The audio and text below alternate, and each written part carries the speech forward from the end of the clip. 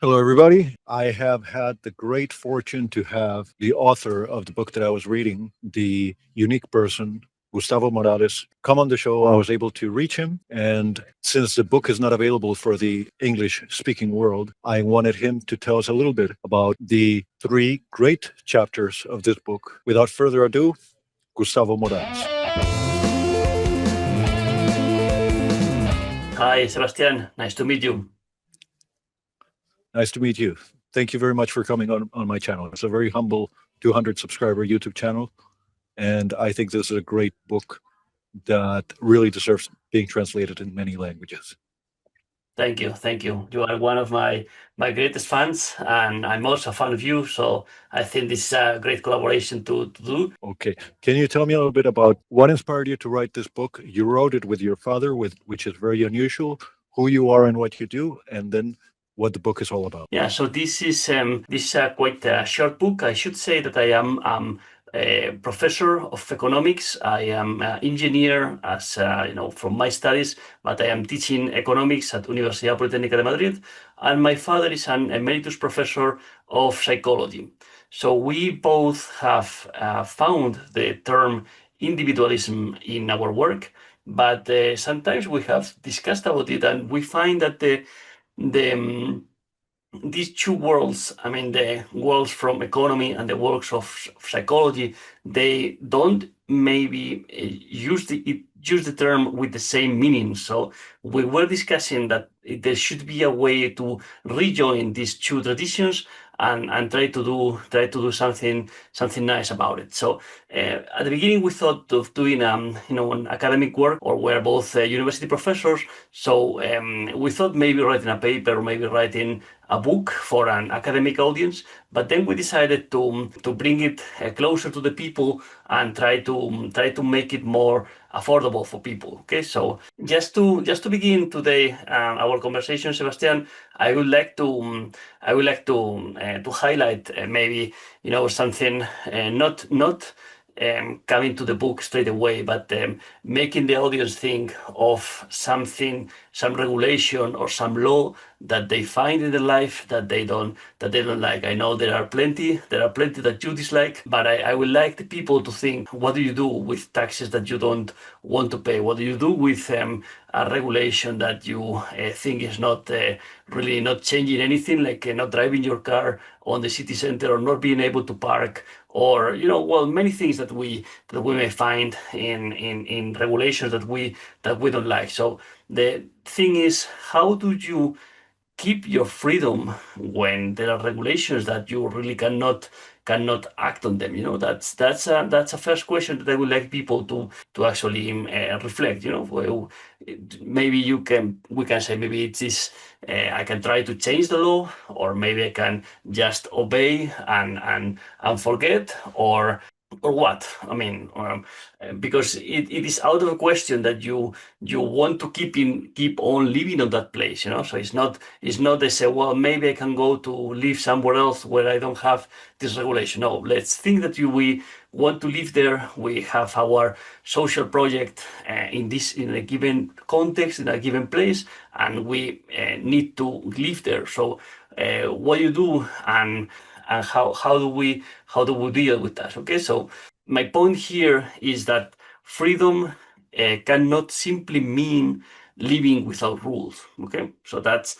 central question. That I wanted to point out, and maybe we can move on from here. But I would like to also know what you think about this, Sebastian. Yes, of course. I studied law in Costa Rica and I know the alternatives. You can repeal a law, you can pass a new law, you can go to the constitutional court and claim that the law violates a human or fundamental right and try to place an injunction against it, or you can move, all of which are very inefficient.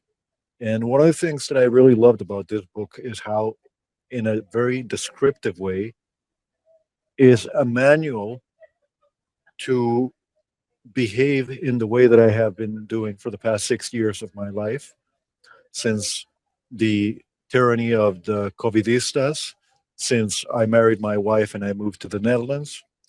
It's almost like it explains in general principles what none of my friends is able to understand about how I live my life, which is the fact that you want to be free, but there are enforceable rules and there are cultural rules surrounding you. And those came before you were even born and were developed spontaneously in a cultural context. Yeah. So if I agree with you, I agree with you. I mean, complete freedom is from rules is not possible. So, how do we live in a free society? How do we live as free individuals within a society? You know, that really moves the discussion, I think, from politics to more toward political philosophy. You know, so the real issue becomes what type or what kind of institutions respect the dignity and responsibility of the person, you know. And I think these two things go somehow hand in hand. So it's both are important, you know. So you have your own dignity that institutions should acknowledge and should respect. And you also have your responsibilities, you know, to actually use your freedom with some intelligence, you know, to achieve the objectives or the scope of your life. And in this conversation, we have already held some other conversations in our YouTube channels, but they were in Spanish. So maybe for international audience, let's not go back to these authors that are very important for us, like in Salamanca or in Austria, like Hayek or Francisco de Vitoria. Let's try to look back to some authors that maybe can resonate better with an international audience or English-speaking audience. And I was thinking, of course, like one of the founding fathers, Thomas Jefferson, can tell us a lot about these issues that we are dealing here today. But maybe we should start with John Locke. Sebastian, would you like me to discuss a bit around John Locke? Yeah, the first thing that I would like to mention here is that, of course, this is being recorded on July the 3rd, so a very special date.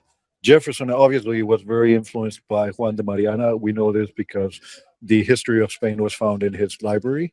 But since you mentioned Locke, who was the biggest influence on the theory of rights of Murray Rothbard, Locke was very influenced by Francisco Suarez, just like Hugh de Groot was here in the Netherlands, but they didn't mention it. They don't mention the scholastic Catholic thinkers from Spain. So please tell us a little bit more about that. And I noticed also that you focused on Adam Smith's theory of moral sentiments rather than the wealth of nations, which I found very interesting. Yep. Yeah. Adam Smith is an interesting one because on one hand he has this idea of the invisible hand that has been a little bit, I think, misunderstood by people because people think that maybe he is a sort of a libertarian and he wants just free markets and nobody looking into what happens with the poor people and everything. And I think there is a this is like ridiculizing or taking Adam Smith just in too short. Wealth of Nations is actually a long book, and there is a lot more around this idea of the invisible hand. And especially if you go to the book that the theory of moral sentiments, you see that he was a strong advocate of people taking care of each other. So that actually let us know that within his thought, he was very far from being an extreme individualist as he is somehow depicted by people who don't really want to acknowledge his work. Now, in my own book, which was published last year in Costa Rica, I mentioned or I tried to emphasize that according to my worldview, the truly Western world is really made of the Iberian Peninsula and the British Isles, because those were the ones that went and populated the New World and emphasized the ideas of freedom against political tyranny. Now, what inspired you to write this, to co-author this book with your father. Had you guys talked about these topics and these authors for many years? How did it come to fruition?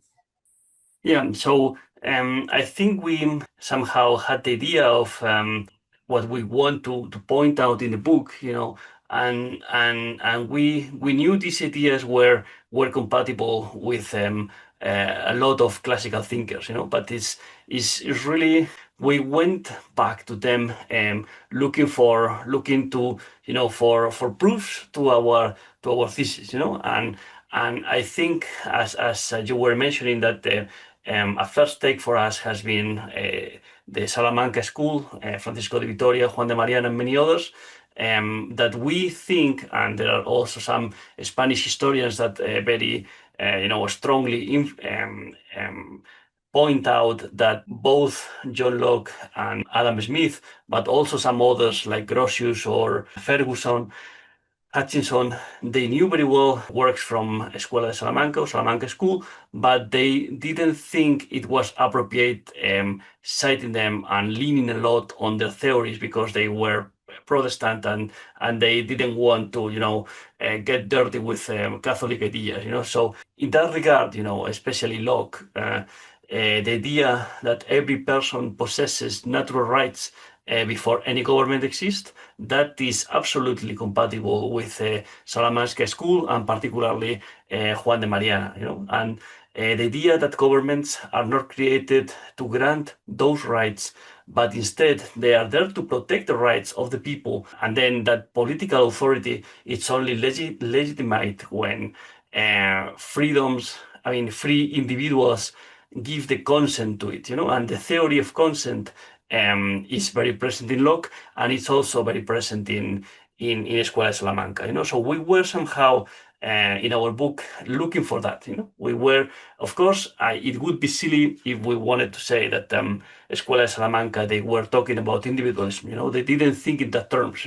But somehow the idea of political consent has, inherent or has in between the idea of individualism somehow, Sebastian. Yes, one of the things that I found very controversial was the claim that there was that continuity between the School of Salamanca and the Scottish school, because this goes against the orthodoxy of professor of economics at Rey Juan Carlos University in Madrid, Jesus Huerta de Soto, that the origins of both economic thought and libertarian thinking are in Spain and not in Scotland. Of course, that is in a chronological sense true, but you argue that there is actually a liaison or a link between the two, and that there's a continuity, and that it's simply not emphasized because of political differences. One of the thoughts that came to my mind as I was reading the book was this idea by Aquinas that in the end there is one truth. So it doesn't matter if Leibniz or Newton discovers the calculus, if it's objective, it counts for both sides in a value free way. Now, can you tell me a little bit about the influence of Hayek in the book? Because I thought this book deserves to be a PhD for summarizing the general arguments that Hayek made many times. Yeah. Yeah. Well, in that regard, I think that as you say, this could have been something just for academics and be published as a PhD or whatever. But we actually wanted to keep it easy for the people who can get maybe make a profit out of this. So we were in our mind we were closer to. Maybe Nassim Nicholas Taleb and the Black Swan, for instance, or some other authors, Harari with *Sapiens*. I mean, the idea was actually to try to get the topic that wouldn't be, a Sunday reading and make it available for a Sunday reading. We The book is not yet available in English, as you say, but of course, part of the intention with this video is that if it gets enough attraction or attention, then maybe looking for a translator and a publishing house could be on the list, you know. But as you mentioned, our idea with Hayek is that the invisible hand from Adam Smith and the spontaneous order of Hayek, they should be somehow, they could be understood somehow together. You know, there are different ways, different words to speak of a similar process. You know, and this process is that for instance, these institutions that we know that we need, for instance, the money, you know, or the language. Many cultures and many civilizations have got to the point where they understood that money was instrumental for trade and that trade was good, you know.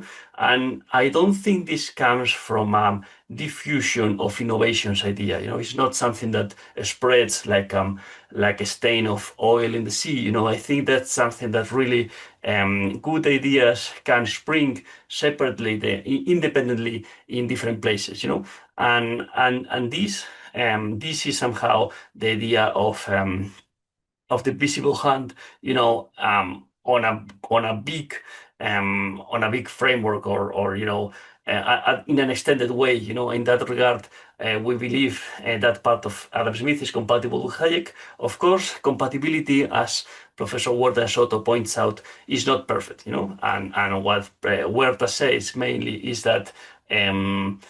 Adam Smith should have understood from his reading from Salamanca that their value is not objective, but rather it is subjective, so that we are able to find different value on different things according to our own thoughts, you know.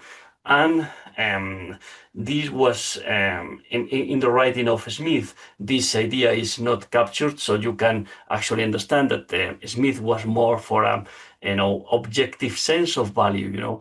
And this, of course, was then later. That's one of the main disasters of 20th century, you know, when Karl Marx takes this and makes it the cornerstone of his theory, you know. And this has been terrible. There is, 150 million deaths, you know, that can be attributed by this wrong understanding of economics by Karl Marx. And the guy who made it possible, according to Huerta, is Adam Smith. You know, so I can partially understand his point. I mean, the point from Professor Huerta Soto, but I don't think this invalidates all the contribution from Adam Smith, which there are many, and there are plenty, I think, Sebastian. Yes, one of the things that I really liked about the book is how you mentioned that the future is not something that is to come. And now, as I sit here in the Netherlands, the word for future in the Dutch language is toekomst. And the interesting aspect was that your book was a manual for the unique individual. The unique individual has to accept the fact that there is interpersonal context that is that precedes him, that is before him, and that he nevertheless has to face obstacles, sometimes opposition, and has to creatively come up with ideas of how to use the available cultural contexts, which can be many, could be, as you mentioned, religion, could be language, to achieve the goals that they can imagine. And I found this particularly interesting because I think that what happened regarding Smith, objective value, and Marx is Marx had a political ideology to promote. Adam Smith was trying to describe reality, as it were. And so, one of the things that I wrote down in the book on the margin was the idea of instrumental value, that subjective and objective seems to be too much of a semantic game. Whereas if you say instrumental, you understand that individuals use the available things, whether they are physical or concepts that are moving in the culture, to achieve what they perceive to be their priorities. Can you tell me a little bit about the aspect of individual uniqueness and intentionality, especially from chapter 3, which is the real manual for Yeah. people? Yeah, yeah. So yes, I think we still need to decide what will be the name of the book in English.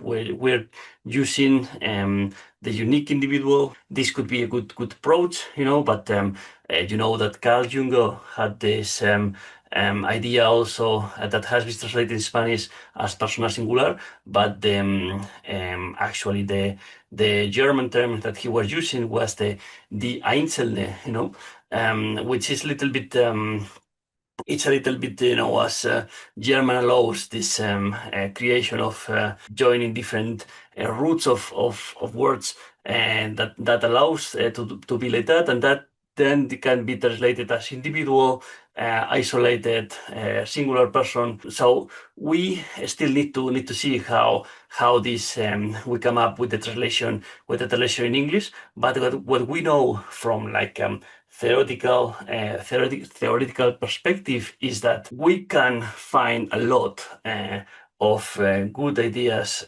when we go back to the writings of Thomas Jefferson, and that he takes from John Locke this idea that everybody is allowed to have the right to live and use their liberty and look for their own happiness, and that's somehow something that gets along very well with your idea of the instrumental values, which I liked a lot. What can be more instrumental than looking for happiness? And that's something that each of us can do, and for each of us it can be a different thing. So some of us want to be fit, some of us want to find a nice job, some of us want to have a family, and some of us want to do it all, and sometimes we can do it all, but happiness is not something that a government can give you. That's something that is it's your instrumental value understanding what is happiness for you. So it is the own judgment of each people, their responsibility, and how conscious they are for finding this happiness. So this is somehow the entire vision of the unique person, or the human person, or the singular person, as we want to call it. Citizens are not children waiting to be directed by political power. Okay, they are moral agents who are capable of making decisions and about their own lives in the pursuit of their own happiness, following the road that Thomas Jefferson has opened for us. So I would like to get this idea as a central point, or a focal point of this conversation today, Sebastian. Yes, just to conclude on that, one of the divisions that the book makes that I thought was very valuable is how you talk about the false individualism and the methodological individualism of the Austrian school. It reminded me of German author and philosopher Max Stirner, where he talks indeed about the the only and his own. That would be the literal translation. Now, of course, atom is the Greek word for the indivisible, the individual. Can you tell us a little bit, just to conclude, on the division between false and, dare I say, scientific individualism? Yep, yep. So yeah, that's one of the main contributions that we found on for our book. This is 80 years ago in December 1945. Hayek was invited to deliver a speech in Trinity College in Dublin, or University College in Dublin, and he gave this speech, which was called Individualism's False and True. The idea that he has is that the false individualism is a Cartesian individualism in which the people think that they can decide everything on their life using the reason, just reasoning about them with logic, logic operators, and find how to live their life with that, and for Hayek, that would be a false individualism, and the true individualism is an individualism that is attached to tradition and collaboration between the people. Okay, so it's not individuals trying to do just themselves. The good for themselves is somehow individuals collaborating with others, taking advantage of the context, and the main idea with that is that if you get, for instance, how can a path between two villages can actually be created or be built, one can think that best thing would be, that the engineer on the room will actually draw the path on the map, But what we know that works better is that the people try to actually walk that path and go from one place to the other, and they will find that things that in the map were not visible, like there is a place which is more from. I'm sorry to interrupt you. I really take your book seriously, and I'm really lucky that I was able to reach out to you and that you agreed to come on the channel. Usually, what I like to do is I like to interrupt and make awkward moments of people who are way more interesting and influential and have a history of success than I do, and just be very awkward with them. But I have to say that there is a song by a band called Tool called Lateralis that your book reminded me of, because of this idea that in a true market, a realist market where you are acknowledging the social context that precedes you, you realize that what you are trying to access is the means of cooperation, collaboration, and coordination of other actors, and that in this sense, you are not a kind of autist that simply ignores what everyone else wants. And I think that actually one of the beautiful evils of the left is how well they have been able to make their rhetoric relatable to the masses by making it seem like they care when they don't.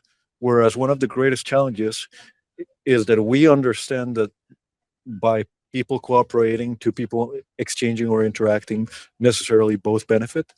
But we are not great communicators at saying, look, this is not win lose or mutually exclusive. This is win win for parties who are incorporating the knowledge that other people have. I remember one time that I met a mathematician and he said to me, it's not that you know more than I do or I know more than you do, is that we know different things. And if we don't talk, we won't know what you know that I don't know, and and vice versa. Yep. Yeah. Absolutely. Totally agree with you. World is not a zero sum, so knowledge is something that is not divided when it is shared. Contrarily, it is multiplied. So this is a road that we need to walk, Sebastian. Gustavo, thank you very much for coming on this channel, and I really hope that the book gets translated into English. I will not very. I will be very soon starting to read a book that I translated from the Dutch language to the English language called The Fundamental Principle of Law by good friend Frank van Doen. But once again, thank you. And if you need a translator from Spanish into English, I am always available. And thank you for this great opportunity to not only present your ideas to the English speaking world, but really it's an honor to have an author of a recently published book from 2025 who writes about the tradition that I consider my heroes come on my show. Thank you very much. Thank you, Sebastian. Nice talking to you, and let's hope we have chance to talk further in the future. Bye bye. Bye.